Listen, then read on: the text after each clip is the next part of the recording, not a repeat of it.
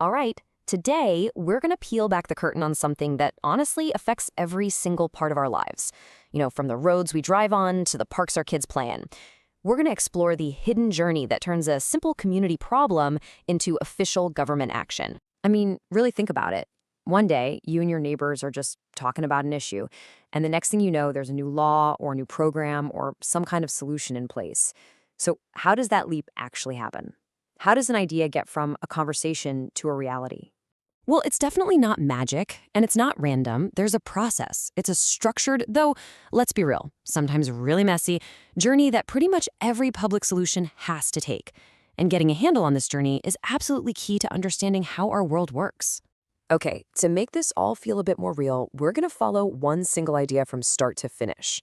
Let's imagine a proposal to create a dedicated weekend market for local artisans right there in the town square.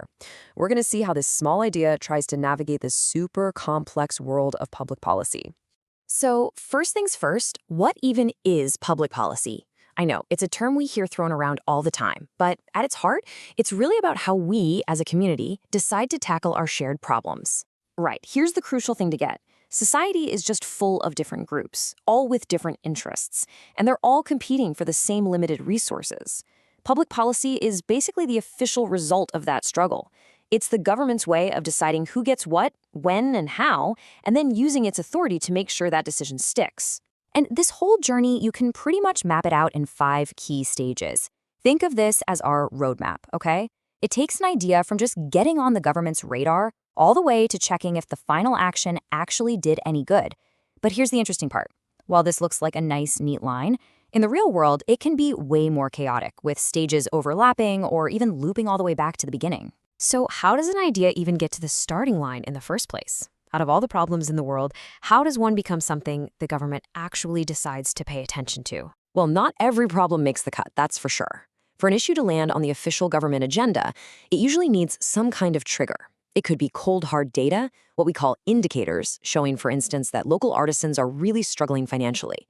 Or it might be a crisis, right? Like a huge anchor store downtown suddenly shuts its doors, creating an urgent need to bring life back to the area. Or it could be mobilization. The artisans themselves form an association, they organize, and they start actively lobbying City Hall. And finally, you just gotta have political will. You need a mayor or a council member who sees the potential and decides to make the artisan market their personal cause. Okay, so our problem is officially on the agenda. What's next? Well, we enter what policy folks like to call the black box. This is where vague ideas get hammered into actual concrete proposals and where the real choices are made. It can seem mysterious, but we can definitely shed some light on it by looking at who's involved. Solutions get shaped by a whole cast of characters. On one side, you have the official state actors, the mayor and city council, the politicians. They're probably thinking about getting reelected and keeping their campaign promises. Then you have the bureaucrats, the city planners, the budget officers. They're the ones bringing the technical expertise, making sure everything follows the rules. But they are not alone. Private actors have a massive say. You've got interest groups, like our Artisans Association, fighting for their members. But hey, maybe the Downtown Business League is worried about losing parking spots and starts pushing back. And all the while, regular citizens and the local news are shaping the public conversation, putting pressure on everybody. With all these different players pushing and pulling in different directions, how does a final decision ever actually emerge from all that chaos? Well, there are 2 classic models that kind of help explain it. First, you've got the ideal theory, the rational model. This is the one you read about in a textbook. It's where policymakers calmly identify every single possible solution, they weigh all the costs and benefits for each one, and then they just select the single best, most efficient option to achieve their goal. It's logical, it's clean, and it almost never, ever happens that way in the real world. Because in reality, what we usually see is something more like the bureaucratic politics model. What's so interesting here is that this model sees policymaking as a messy game of power, influence, bargaining, and compromise. For our artisans, their simple idea for a market now requires a ton of negotiation. The Parks Department has rules about using the town square. The Health Department has regulations for anybody selling food. The Finance Department is worried about the cost of security and cleanup. So the final policy isn't the perfect plan, it's the compromise that all these different players can finally agree to live with. So a decision has finally been made. A compromise was reached, everyone's on board. But a policy on paper is, well, it's just paper. The next critical stage is implementation. This is where the rubber really meets the road. And there are basically two main ways this can go down. You can have a top-down approach, where the mayor's office just writes up all the rules for the market and hands them down. It's clear, it's consistent, but it can also be super rigid. It might not get the specific needs of, say, a potter versus a jeweler. The other way is a bottom-up approach. This is where the city works directly with the artisans to co-design the market's rules. It's great because it uses their local expert knowledge and it's way more flexible, but it can also be a much slower and messier process to get everyone to agree on things. But the story doesn't end when the market opens its stalls for the first time. Nope. After a policy is up and running for a while, it's time for the report card, evaluation.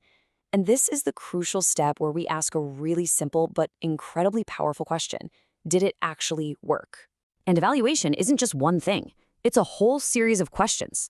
Efficacy is the most basic. Did the artisan market actually happen? Then there's effectiveness. Did it achieve its goals? Did incomes for local artisans actually go up?